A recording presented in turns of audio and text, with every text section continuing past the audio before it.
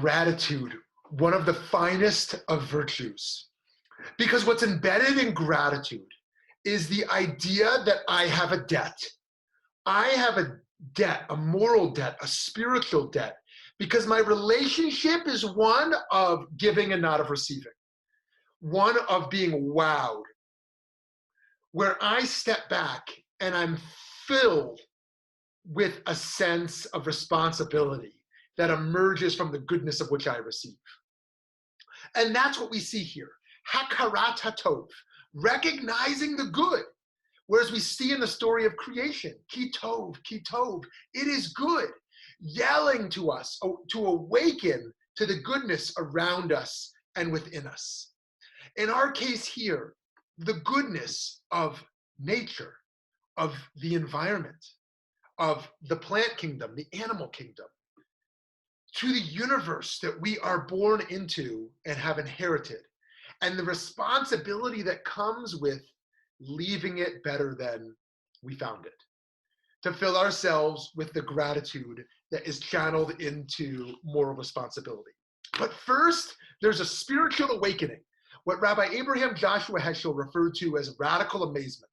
When we go outside and we see the sunrise, the sunset, we see the stars at night, we smell flowers, we encounter animals, that we are filled with an amazement that startles us. It awakens us, it expands us beyond.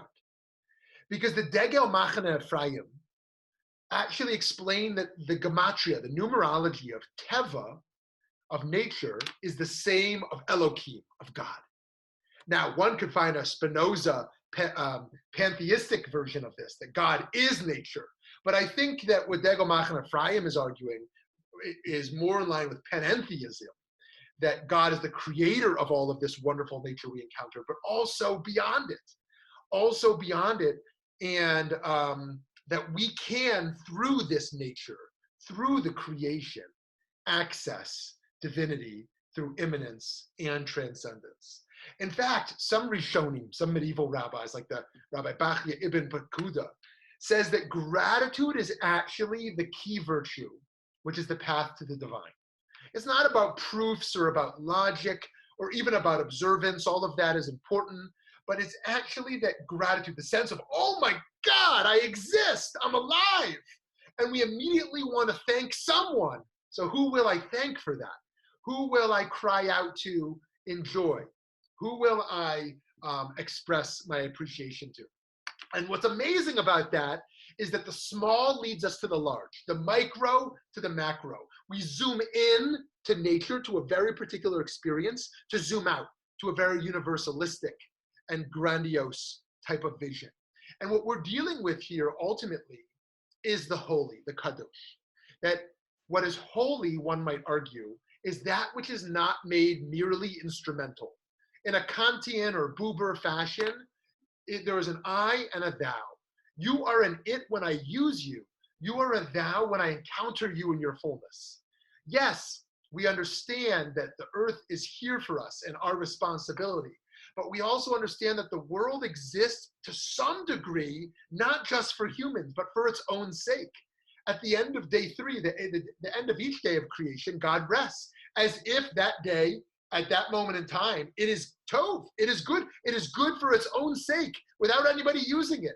It is good for its own sake. We appreciate it not only because of what it gives us, but because of its own existence, because of its own holiness, its sanctity, the sacred nature of it being a creation of God that exists, and that our relationship to it is what can give it an elevated sanctity as well. When we make a bracha, a blessing, on a piece of fruit or a vegetable, and we feel nourish from the nutrients and from the vitamins, and our health is enhanced, our joy is enhanced, that blessing is almost rebuilding the world. We are partners in creation by filling ourselves with gratitude through words and through soul power to experience our fullness as a part of existence. Friends, during this pandemic, we understand more than ever the interconnectivity of all life, that we are in this together, our breath, that our neshama, our souls, and the neshimot, the breath that comes from those souls, interconnect us. And in this interconnectivity, we are vulnerable. But we can also be grateful because we are interconnected with vegetation and with the environment and with all animals and humans. And with that, we are partners in creation. When we create art and culture and we foster society in various ways, we are partners with God. May we continue through this great project and all of our personal means to fill ourselves with gratitude, our homes with gratitude, our communities, our society, our world. Because what happens in that moment is we shift from a taking mentality, a deserving mentality, an entitlement mentality, to a giving mentality. I am full of gratitude, and all I want to do is pour forth the goodness that has been passed to me. May we all be blessed. Many blessings to all, for good health and for joy and for gratitude.